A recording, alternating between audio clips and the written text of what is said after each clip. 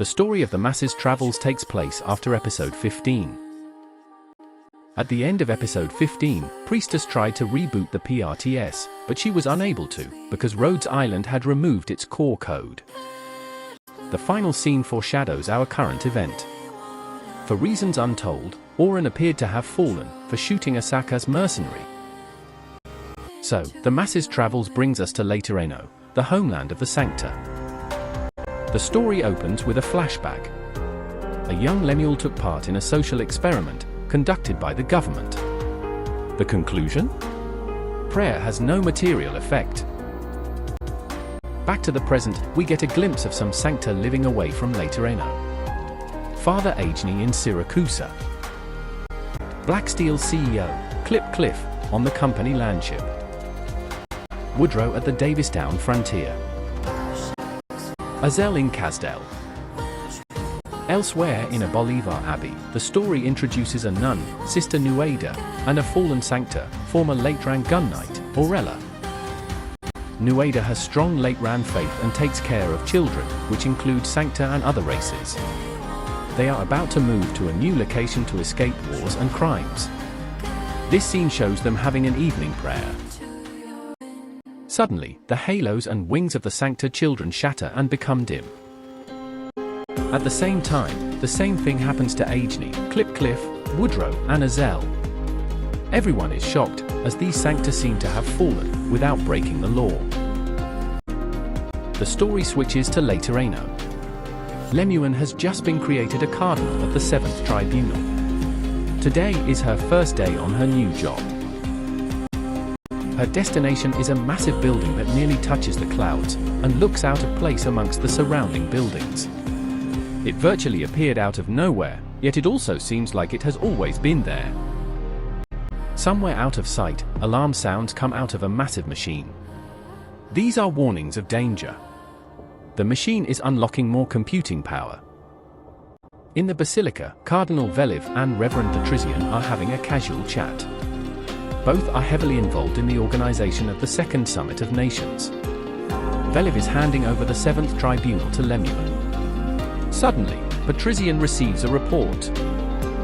Lemuel is on her way to the Shrine of Nurturing, but receives a call from Patrician. He gives her an emergency order to investigate a potential bombing at Via Javita, Pagus Stephanus. Lemuel gives Andoane a call to say that they cannot meet at the shrine. Andoane is now a nurturer at the shrine, and very popular with the children there. Lemuel arrives at Via Javita, Pagus Stephanus, and reports no unusual activities. A figure flashes by in the distance, revealing a streak of bright red when the hood is blown open briefly by the wind. Then an explosion is heard. Lemuel investigates the bombing and determines that the bomb was homemade, yet sophisticated. She recalls the streak of red, and feels a bit of unease, and even more perplexity. Her aide, Amos, arrives late with the files on recent movements around the crime scene. Somewhere on the street, Federico is observing, but refuses to share anything with a curious Rochelle. Federico notices an automated confessional with plate number El Caro 001. He reaches out to the confessional, but it ignores him and goes away. The confessional stops in an alley. Exugi gets in, and has a conversation with the electronic confessor. It is revealed that Exugi carried out the bombing, as an experiment. The two discuss the situation in Laterano, which they find anomalous. Exugi says she will bomb the Shrine of Nurturing to sabotage the nativity ceremony. Lemuel has concluded the investigation on the bombing. She asks Amos to accompany her to see Patrician. Amos struggles emotionally, because Patrician exiled his wife, even though he acknowledges that she was at fault. Lemuel understands, and sends Amos to close the remaining firearms workshops. The next scene reveals that Arturia is under detention at Landon Monastery. She chats with a nun, Sister Hildegard, and borrows a book, The Saint's Travels. Amos arrives at a firearms workshop at Via Borgos, Pagus Faber. The owner is a Libri, by the name of Paganini. Paganini is a little grumpy, but cooperative with Amos's takeover of his workshop. He grumbles about the future of his apprentice, Vanini. Amos says he will follow up with the 6th Tribunal to recommend Vanini to the new shrine of gunsmithing. As Amos leaves, he sees a girl with bright red hair entering Paganini's workshop. A nomadic abbey, with refugees of various non-Sancta races, arrives in Laterano. Laterano is arranging accommodation and social welfare for these refugees. Among the refugees, there is a pregnant Sarkaz. Her name is Extra, and she does not trust the Sancta. Kef arrives and introduces herself as the matriarch of the Shrine of Nurtury. The matriarch offers to bring Extra to the shrine, and finally convinces Extra to accept their care, by reasoning that Laterano would not harm a pregnant mother during the Summit of Nations when so many outlanders are watching. Exugii asks Paganini for help to make explosives, but he refuses since he has just signed the closure documents with Amos. Vanini returns, and Exugii is surprised by how well Vanini can speak now. Vanini remembers Exugii as an Elle who collected her first patron firearm there. The two girls have different memories of that incident. Nevertheless, Vanini says that she is not officially a workshop employee yet, so it is not against the law for her to help Exugii. In the shrine, Veliv offers to look after the children so that Andoain can go on leave to attend his friend's family gathering. Before he leaves, he tells Veliv how he met the matriarch and saved a critically injured mother together, and he is following the matriarch because of her faith in a miracle, which Laterano needs. No longer preoccupied with survival concerns, Extra struggles mentally. The matriarch helps her to comfort herself by teaching her how to pray. Patrician comes to see the matriarch and hears the Sarkaz praying. The matriarch says she wanted to talk to him, to ease his troubles. She understands he has sacrificed a lot in his life, for the sake of Laterano. She reassures him that their efforts will bring Laterano a beautiful future. Patrician returns home for a gathering with Fiametta, Mostema, and Lemuel. He gives Fiametta his first patron firearm as a token. He announces that after the Summit of Nations, Sancta privileges will be extended to non-Sancta, including the use of patron firearms. He is glad that his granddaughter, a Libri, can truly become one people with the Sancta. However, Fiametta is perplexed and skeptical. Fiametta is trying out the firearm when Andoain arrives. She can barely hold her displeasure. Patrician reveals that he invited Andoain, hoping the two can reconcile. In the workshop, Exugii brings Vanini through what happened when she collected her first patron firearm and befriended Vanini, hoping to stir up Vanini's memory. Vanini still cannot remember anything, but believes Exugii because it resonates with how she felt when she heard that the workshop would have to close. Exugii asks Vanini to help her make an explosion that will shake the city. After the gathering, Lemuel talks to Patrician on the rooftop while Mostema stays with Fiametta in the house. Lemuel expresses her surprise too on Patrician's announcement, because it seems out of place with the arms control policy that they have been working on for so long. Patrician rationalizes everything, and reassures her that the Nativity will bestow a revelation to everyone. On the street, Andoain reflects on being kicked out by Fiametta. Two nurturers escort him back to the Shrine of Nurtury. At the 7th Tribunal, Amos reports back to Lemuel on the closure of firearms workshops. From his description on Vanini, Lemuel reckons that the person he saw was actually Lemuel. Lemuel wonders why her sister returns to Laterano. Some time ago, in Lungmen, Exugii applied for leave from Penguin Logistics. She was planning to go back to Laterano. A Rhodes Island operator passed her some classified files.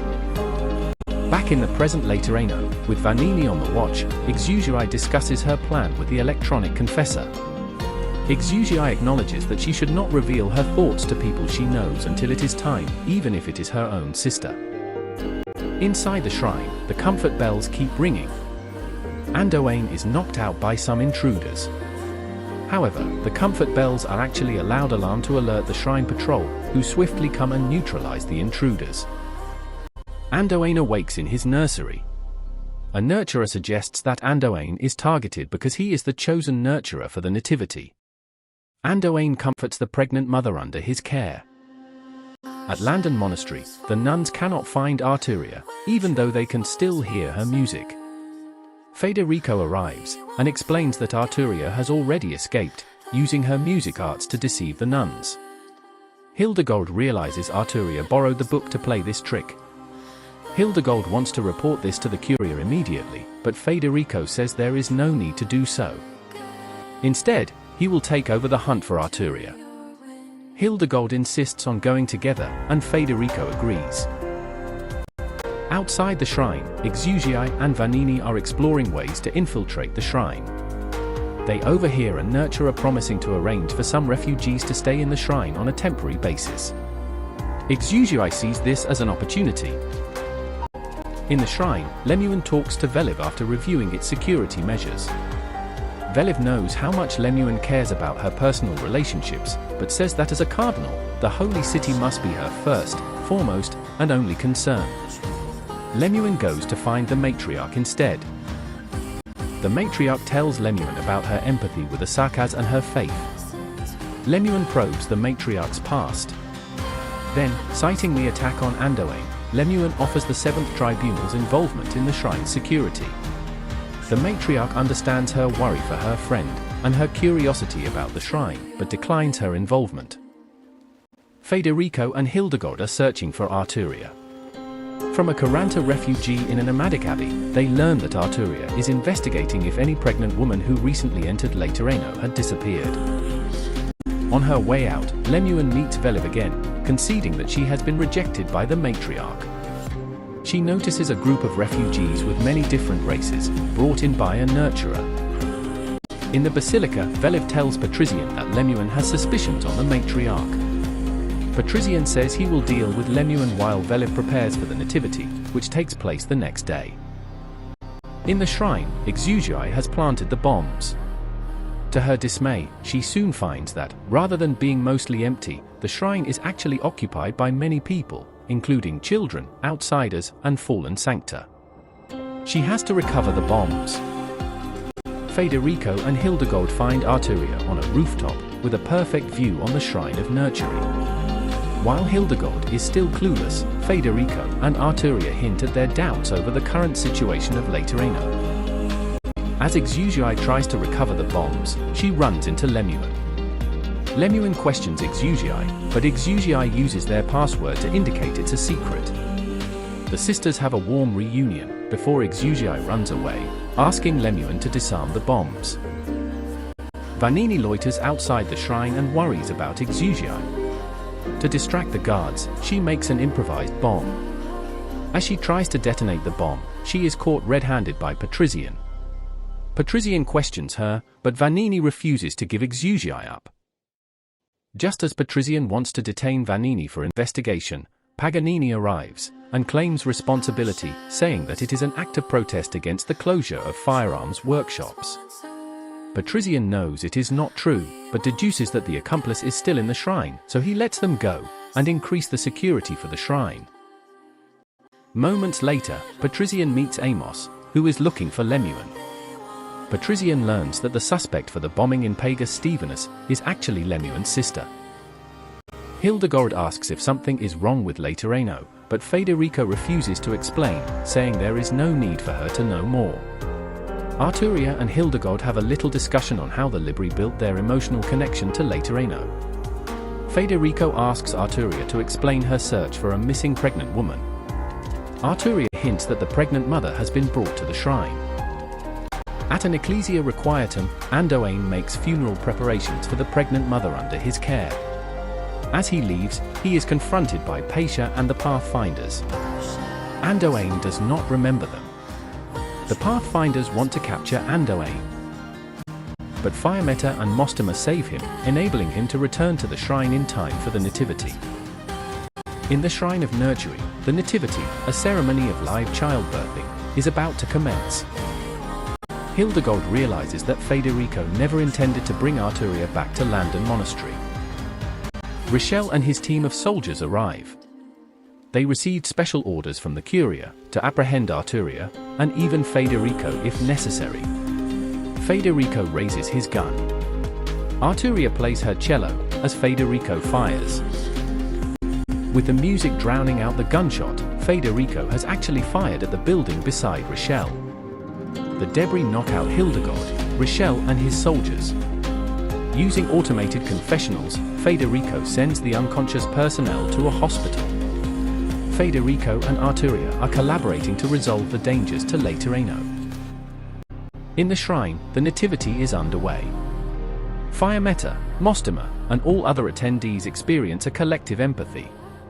Everyone, whether sancta or not, feels the heartbeat and the emotions of the mother who is in a struggle to deliver her child. Meanwhile, Exugii is setting a bomb to cut off the path to the nurseries.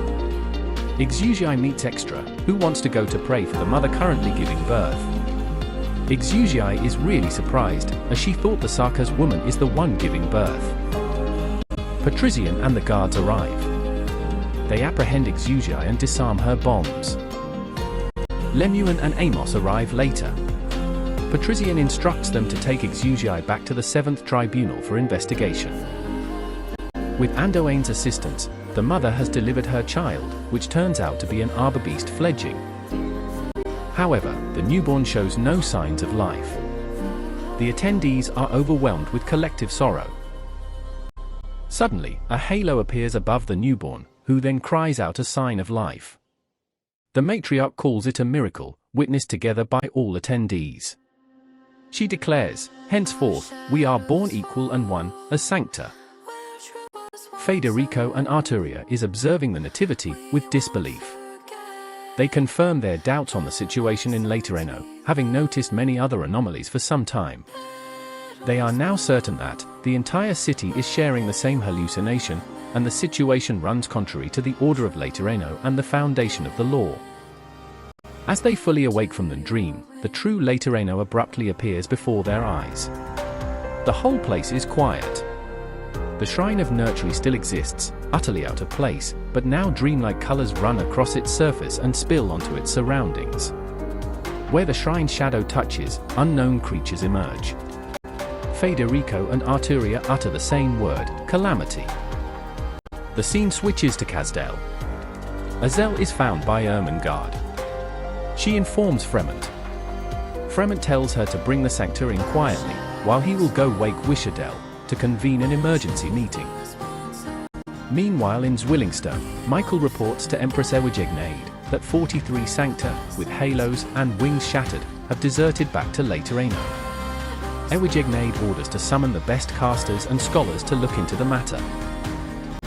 At the Minoan border, Aurella intends to go separate ways with Nuada's group. Nuada convinces Aurella to bring them along, despite their different reasons for going to Laterano. Aurella for revenge, Nuada for pilgrimage. Back in Laterano, Federico and Arturia move through the streets and encounter creatures with halos spawning wherever the shrine's colors touch. Federico fends off these creatures without shooting. With questions on their mind, the two decide to look for Pope Evangelista XI for answers. Following the miracle of the Nativity, the matriarch tells Patrician that Sancta need not stay in the shrine and they should prepare for the next stage. On her behalf, Patrician announces to the attendees that the Second Summit of Nations enters a new stage. Laterano will share the halo with all races. Outside the shrine, Exugii is being escorted by Lemuel to the 7th Tribunal, when she meets Fiammetta and Mostema. They have a quick chat. Veliv interrupts, and asks Fiammetta and Mostema to stay at the shrine, as the Curia has a mission for them. Somewhere nearby, Vanini sees the arrest of Exugii, and ponders how she can rescue Exugii. Andoain brings the Arbor Beast newborn to see the matriarch in the first nursery, from where the shrine began. Though believing in the matriarch, Andoain is unsure about his own faith. The matriarch tries to strengthen his faith, and wants him to lift his spirits, as more deeds need to be done, such as the next nativity. At Paganini's workshop, a gun knight shows up. Claiming that there are signs of unauthorized work, the gun knight takes Paganini away for further questioning. At Landon Monastery, a gun knight takes Hildegard and her fellow Libri nun away, presumably for information gathering on Arturia's escape. In a flashback, Lemuel conducted her own extravagant graduation ceremony, involving music, fireworks, and over 100 automated confessionals, before leaving Laterano to search for people and answers. At the 7th tribunal, it is Lemuen's turn to interrogate Exugi. Well, sort of, it is more like a family reunion. Exugi tells Lemuen that Laterano's sick, we gotta wake it up. Lemuen says the 7th tribunal will have to hand Exugi over to someone else if Exugi insists on not giving more information. Exugi simply replies with their password. At that moment, automated confessional El Caro 001 attacks the 7th tribunal. Vanini has found this unusual confessional to rescue Exugi. The confessional turns out to be Doctor in disguise.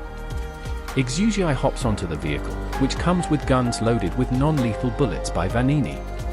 Exugi uses the firearms to suppress and distract the guards, allowing Vanini to slip away. Exugi and Doctor eventually go separate ways. Exugi goes to the rooftop, where Lemuen is already waiting. Lemuen chooses to trust her own judgment and her sister, so she lets Exugi escape. On the streets, Monster regroups with Doctor after clearing out the escape route. Monster praises Doctor for figuring out Laterano's impending calamity based on just a few Sancta operators' peculiar reports. The vehicle is losing engine power, possibly due to the soldiers' remote interference. Monster gets Doctor out and drags him along to escape from the soldiers as well as hostile creatures spawned from the shrine's shadow. They need to stay alive first, and then find a connection point to the machine that is causing the dream and reshaping Laterano. Federico and Arturia notice Doctor, but their top priority is to locate the Pope, since Doctor appears safe with Monster. Federica and Arturia arrive at the Pope's house, only to find him already missing. Arturia reveals that the Pope visited her at Landon Monastery to forewarn her about an unknown impending crisis.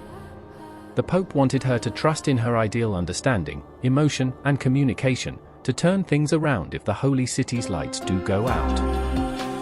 Vanini returns to the workshop, but her neighbor says Paganini has been taken by a gun knight. Vanini feels sorry for implicating her mentor. She finds some slightly worn bullet casings scattered on the workbench. Suddenly, she remembers her speech impairment and how Paganini devised a method to communicate with her using bullet casings. She realizes the warning left behind by Paganini. Her neighbor says Paganini seemed to be taken to the shrine. At the 7th tribunal, Amos is told by Patrician that he is now an acting cardinal because Lemuen is suspended for her unauthorized release of Exugi on multiple occasions. The two talk about their past involving Aurella, who is Amos's wife and Patrician's student. Patrician leaves. With his new status, Amos does something immediately. In the streets, two Sancta who have just returned to Laterano encounter hostile haloed creatures spawned from the Shrine of Nurtury. One of them shoots a creature and finds herself fallen. Federico and Arturia notice the problems. Although more and more people awake from the dream, more and more haloed creatures spawn. These creatures can drag the awakened people into the strange colored projections, but Sancta will fall if they shoot back. Federico asks Arturia to find Doctor using her cello, since Doctor knew her music from her performance on Rhodes Island. At that moment, Federico intercepts a transmission from Aurella. She requests for permission to enter the city for her group of Aari Sancta and war refugees. In the Shrine of Nurtury, the Libri are gathered to be blessed with a halo. Hildegard questions why she needs to become Sancta in order to be truly Lateran. Her unwillingness is disregarded by the Nurturer, who insists that Laterano has already made a decision. Elsewhere in the shrine, Paganini has had enough of Patrician's self-righteous confession and bluntly declares he is not interested in getting a halo. Angry at being forced, he smashes his gun against Patrician's armor. Meanwhile, a Nurturer escorts Fiametta and Mostema to join the nativity that will soon take place. But someone is lurking. Amos visits the suspended Lemuen at her home. He tells her about approving his own application to become a legatus, just as a fanciful self-comfort to make up for a fight with his wife in the past. Strangely, the application simply disappeared, making him doubt if the current Laterano is real. He says perhaps Lemuen's sister is right. The two will do something about the nativity that is starting soon. In a nursery in the shrine, Andoane holds the funeral for the mother of the fledgling arbor beast. He wants to mourn her death and comfort the fledgling, but to his surprise, he soon finds that the fledgling and himself can no longer feel sorrow. No pain. Only joy. Andoane questions hysterically if this is the meaning of Sancta? Is this the miracle of life? Outside the city, Aurella's group is becoming frustrated as their request receives absolute silence. They are losing their patience and want to enter the city regardless. Federico arrives and stops them. Aurella and the Ari Sancta become hostile as they think Federico is judging them unfairly. However, Federico tries to calm them down and says that Laterano is affected by anomalies beyond comprehension. As everyone gets perplexed, Arturia arrives on Doctor's instructions to bring in Aurella's group as they can help to turn the situation around. Arturia will use her music to keep the group sane as they enter the city. Still on the run, Monster gets Doctor to hide behind a dessert cart. The cart's owner, Idida, offers Monster an ice cream. The free ice cream seems to have prevented an unprovoked assault on the street. Doctor and Monster continue to blend in with the innocent little girl, avoiding the attention of their pursuers. Doctor manages to establish communications with Exugia. Doctor is limited to keeping Exugia clear-minded and free to move around. So Exugia says she will take care of Laterano's troubles. Standing guard outside the shrine, Patrician is told that the nurturer guiding Fiametta and Mostema was just attacked. Nevertheless, Patrician decides to stay put. The Liberi are being escorted into the Hall of Enlightenment, where the matriarch has started the ceremony of bestowing halos. Suddenly, the glass shatters, and a bullet flies straight for the matriarch's eyes. In a flashback, Lemuel recalls the day at the notarial hall office, when she saw her would-be adoptive parents. Then she recalls the day at Paganini's workshop, when she chose her patron firearm, a sniper rifle. Then that fateful incident. She was ready to fire on her captain who seemed to be losing control. But in the final moment, her empathy confirmed her trust in her friend. She loosened her finger on the trigger. Lemuel looks through the scope again, confirming she has hit the matriarch. Lemuel retreats from the rooftop where she fired. Amos sacrifices himself to hold off the soldiers. Before his death, Amos expresses his regrets on not being able to save his wife, and Lemuel praises him for being a great investigator. Now clear-minded, Andoane is walking to somewhere when a nurturer wants to take him forcibly to the matriarch. Fiametta and Mostema rescue him just in time. Andoane admits he has strayed from his path and wants to stop the ceremony. Mostema passes him a bomb given by Exugia before he goes. Fiametta and Mostema will help to deal with his pursuers. Andoane arrives at the first nursery, where the Shrine of Nurture started, where he and the matriarch placed their faith. Andoane wants to tear his faith apart. He lights the fuse of the bomb. The arbor beast is still as cheerful as ever, showing no fear. Andoane cradles the fledgling. He hears a gunshot by Lemuel, with gladness. The bomb explodes. Andoane is determined to wake up from the dream and shatter his obsession. The flames swallow the entire nursery. In this final moment, Andoane hears a bell, clear as day. The shrine is collapsing. The matriarch asks everyone to evacuate. Exugia crashes down from above and grabs the matriarch's arm. The dream is disintegrating. Across the boundary between truth and lies, Exugia tries to pull out the matriarch, whose true appearance is revealed. An unconscious, badly injured Andoane is rescued by the Pathfinders. After waking up, Andoane apologizes to Patia and reveals that his dream started after leaving Sanctiluminium Ambrosii, telling him to abandon all his plans and return to Laterano. In fact, he never actually met the matriarch. Federico shows up, coldly stating Andoane's culpability for the current crisis. At this moment, some of Federico's group notice a procession, as well as creatures and inanimate objects bestowed with halos. The central figure in the procession is the matriarch, carrying an unconscious Exugia. After Exugiai awakes, the matriarch introduces herself as the saint, and reveals that her current form is simply a snippet of code from his boundless program. The saint says a lot of things, which, just like Exugiai, I don't want to bother with. But basically the saint and the procession are going to meet the god of Later Aino. Andoain knows that the procession is heading to the basilica. Andoain asks Paisha to bring the Pathfinders and Urari away, as the saint's empathetic influence will be too strong. Paisha gives Andoain his old clothes which she has been keeping. Federico, Arturia, and Andoain will head to the basilica. Nueda offers to take the children to find shelter. As the procession marches towards its destination, the saint tells Exugiai the long story about the origin of the Sancta. Using her empathetic influence, the saint reveals a vision to everyone present. The first Sancta were Tika's warriors, sent by their king, to find the Silver Mountains, to help the Tikas to fight back against alien invaders. After much suffering, these warriors finally found the Silver Mountains and saw the ring. But no matter what they tried, the ring did not respond. These warriors were about to die of hunger and thirst. One of the warriors realized this. Instinct overtook her. She killed a dying fellow and started devouring his flesh, violating her king's commandment that forbids cannibalism. At that moment, the ring responded. In an instant, bright halos and wings sprout from the black bodies of the Tikas present.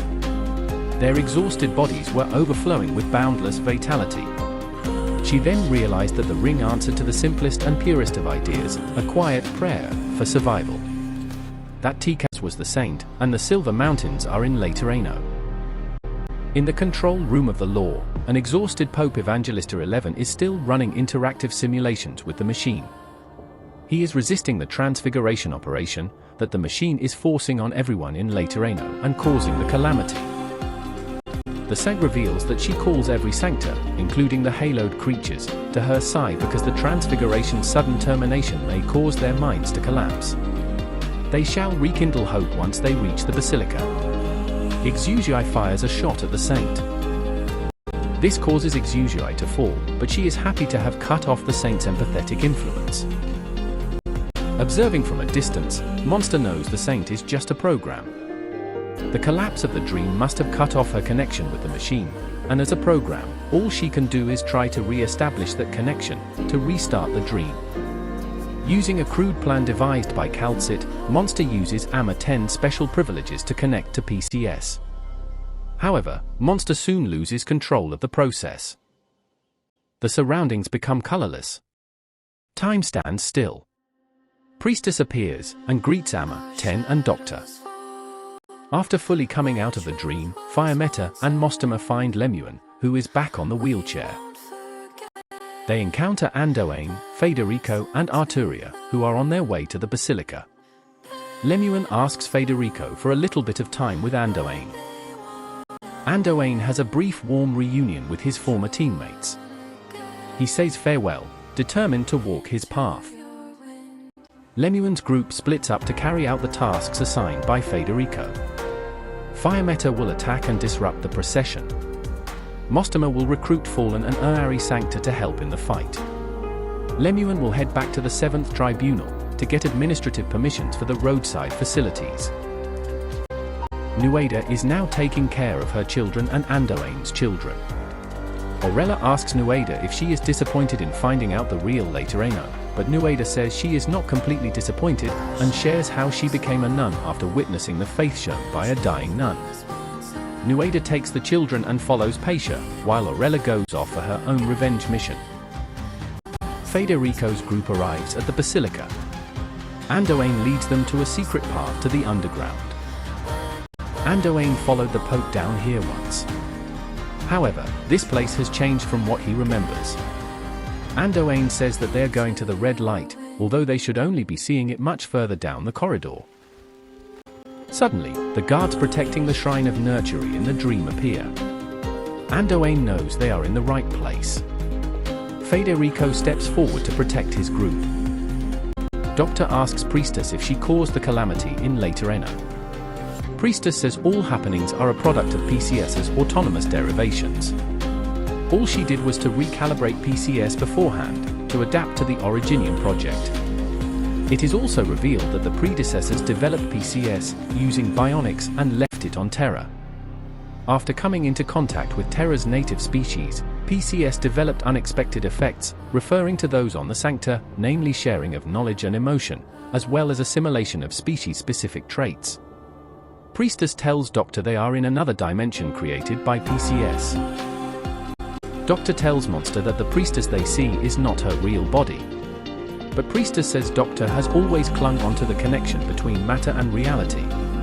Since they created Originium, naturally she can use it to communicate with whoever she wants, whether Doctor or PCS. Federico's group finds themselves returning to the same place again and again, as if stuck in an incomprehensible maze. Andoain recalls using his arts for pathfinding in many previous situations. Despite his injuries, he is using his arts once more to find the way. A sharp pain runs through him, and his vision goes dark, but Andoain finds the god whom they seek. They arrive at the control room. Arturia turns away. She is not that interested in the truth and meaning behind Laterano. She sees that their god is a machine, so the answer is bound to be boring. She says she can lure away the enemies behind. Federico allows her to leave. Somewhere in the Laterano streets, Mostama persuades some fallen and Urari Sancta to join the fight. Paisha shows Nueda the way to find shelter. Nueda promises to protect the children whether from Laterano or Bolivar.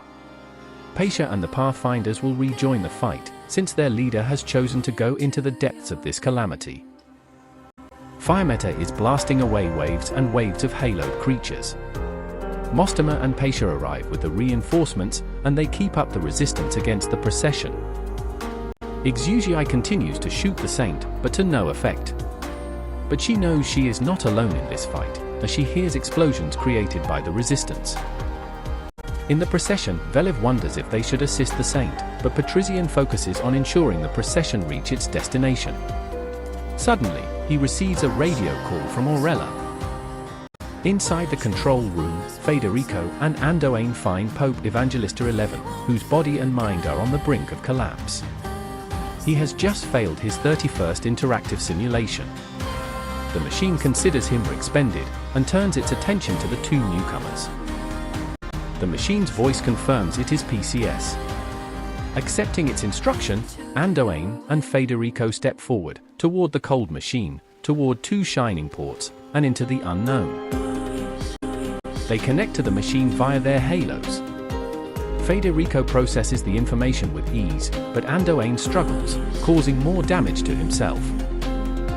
Andoain sees a vision where the fledgling Arbor Beast talks to him. It tells him the vision is caused by his translation of the law's language, so that he can communicate with the machine. Federico asks if Andoain is suffering the same condition as the Pope, but PCS says he is still suitable, and is currently pre-processing information. Federico asks if the law chose the Summit of Nations as the method to grant halos to all organic and inorganic matter. PCS replies affirmative, but Federico says this is too inefficient and its feasibility is questionable. He asks, what is the law, or PCS? Its reply is Personality and Cognition Synchronization System. He asks, why not just synchronize everything directly? It replies that it follows a convention, that synchronization must be initiated by the target. He asks, who established the convention and how is it enforced? It replies that the ability to enforce this convention no longer exists. To which Federico comments that the convention becomes pointless, and the law should not be restricted by it anymore. He wonders why halos were used for empathy, and why does a machine regulating everyone retain our humanity? Andoain and the Arbor Beast engage in a philosophical discussion about something like death and the meaning of life. Andoain sees this revelation again, but now recognizes Kef in it. Andoain realizes that the future he once sought is nothing but a hidden past. The Arbor Beast says all Andoain had was blind faith. Always eager to sacrifice anyone, thinking it is for saving everyone, but ultimately it is only about consoling himself. The Arbor Beast says it can offer him even greater salvation. They arrive at the funeral of all things. Priestess tells Doctor that originium is their only solution to true disaster, but its progress will be slowed down by needlessly complex biological information.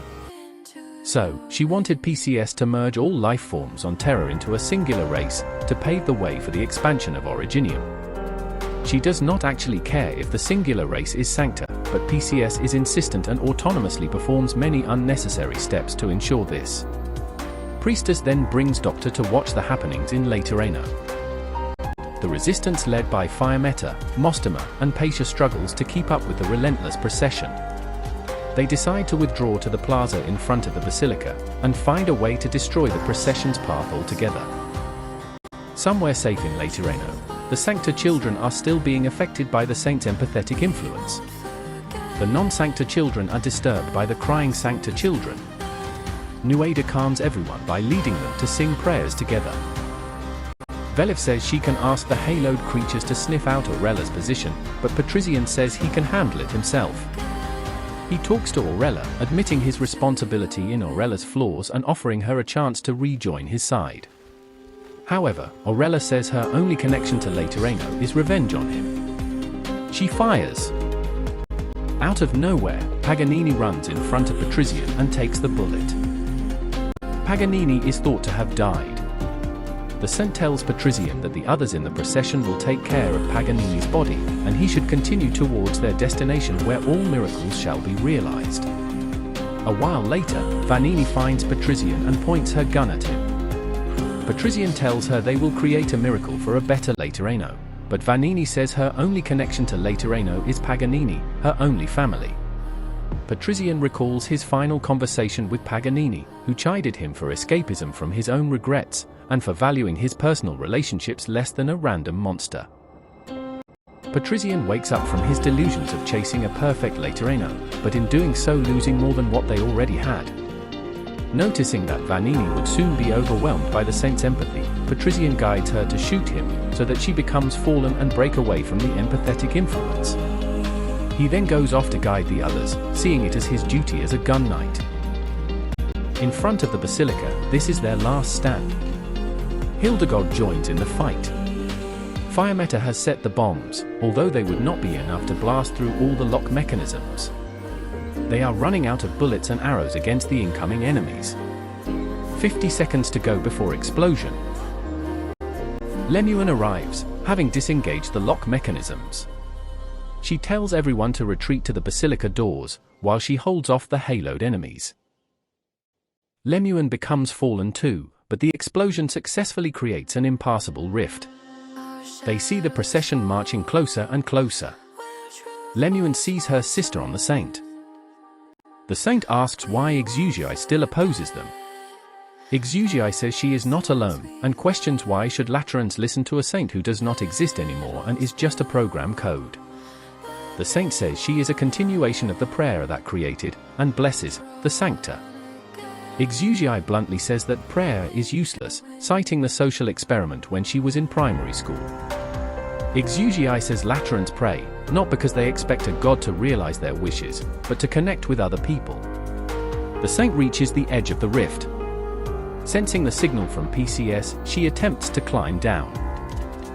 The Saint does not think Exusii can stop her, since shooting a program code surely won't work.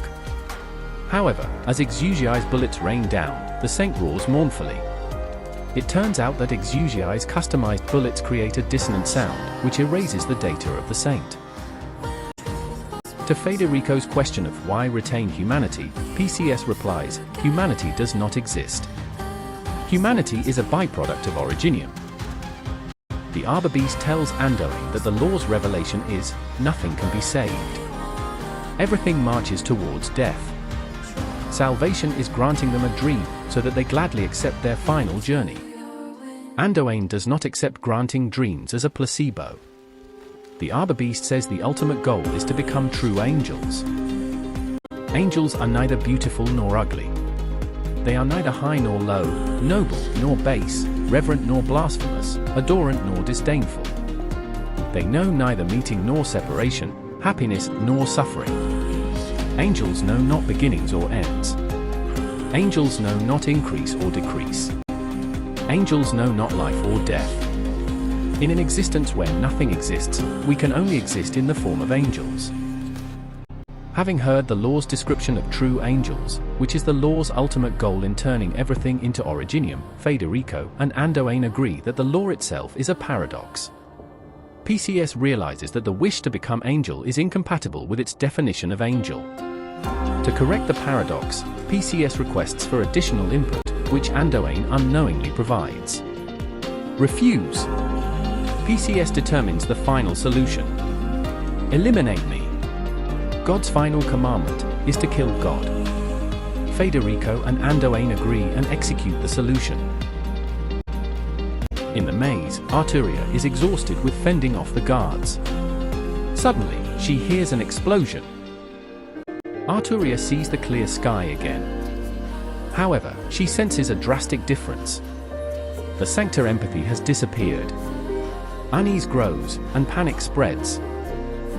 Arturia thinks, perhaps her arts can help prevent the collapse of Laterans, so that, free of empathy, they can communicate without reservation, purely and honestly. She decides to play her cello towards the setting sun, to her heart's content. 3 months later, Pope Evangelista XI and Federico reflect on the events in Laterano. Suicide and crime rates have soared, but rebuilding of the city is underway. The Pope asks how Federico arrived at the opposite conclusion from the law when Federico used the law's terms, language and logic. Federico says, the existence of life is a miracle, its two sides the opposing aspects of strength and fragility. Out of necessity, for survival and livelihood, we have continuously built an improved order. The law is simply part of it. The law exists to protect the precious fragility of human life. The Pope is interrupted by a report that Exusii is spraying graffiti on the now-defunct law machine, and treats it like a place to make wishes.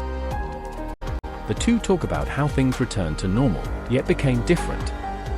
Only Sancta still have halos. Those Sancta halos broken during the crisis are gradually recovering. Empathy exists again, between Sancta only, but feels different. They wonder, perhaps only the paradox was eliminated. The Pope thinks the law left behind a blank state, awaiting communication with Laterans. Therefore he decides to repurpose the law machine area as a public space, so that all late-round citizens can have a say on the future of Laterano and the new meaning of the law. Fiametta is packing up, in preparations to go to Rhodes Island. Patrician shares stories of how Sancta empathy has fundamentally changed. Regardless of physical proximity, empathy strength depends only on the emotional bonding between the individuals. Sensing that her grandpa does not bear to part, Fiametta invites him to go to Rhodes Island together. It turns out Paganini survived from his gunshot wound. The workshop has received a business order from the Curia, but he is retiring and letting Vanini take over his workshop.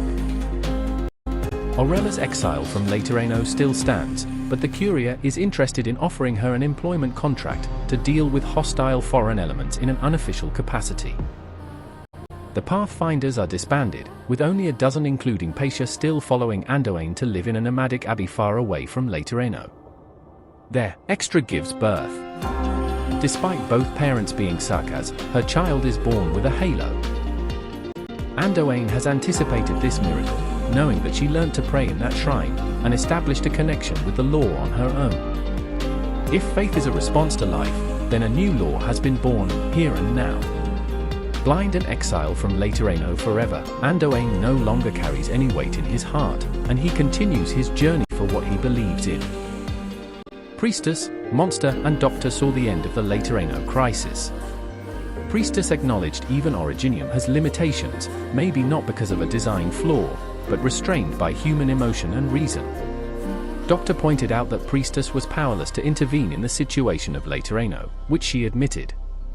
She said she looks forward to how things in Terra will develop, and she will wait for Doctor. As Priestess vanished, she offered to restore Amma A10, if Doctor makes a wish to Originium. With Priestess gone, Doctor told Monster that Priestess's loss of control over Originium is more serious than they thought. They are determined to bring back Calcit through their own way. Monster reconnected to PCS, and tried to overload the abnormal nodes. Color and sound returned. Monster and Doctor were back in the real Laterano. Priestess checked PCS after Transfiguration was aborted. She did not have enough data to understand PCS's behavior. Neither did she have the resources to fully restart the machine. Suddenly, PCS restarted on its own, no longer responsive to Priestess. An angel prototype emerged from PCS and flew to the sky immediately, much to the surprise of Priestess. At that instant, Priestess saw Exusiai's mischievous act. The Rhine lab detected the angel prototype. It is now hovering above the hole in the barrier, in an orbit above Terra. The presence arrives on Terra. Priestess says, "We are not alone, my friend." In Ursus's, Koshelna is calming down her student. News has broken out that their originium vein has disappeared, meaning they will not have energy sources to survive the approaching winter. Hyerda has been saving Infected and Sancta, possibly with her ability to manipulate originium. Her infected follower worries that Hyerda might attract people up to no good. Hyerda hopes to see Priestess again, somewhere on Terra. On the Iberian coast, a Seaborn climbs up to the peak of a cliff by the sea. The Seaborn sees a shooting star, possibly the prototype angel. As this happens, the Seaborn accidentally knocks a shining black rock off the cliff and straight into the ocean, suggesting that originium has entered the sea. This concludes the story Skim-Through for the Masses Travel. Thank you for watching.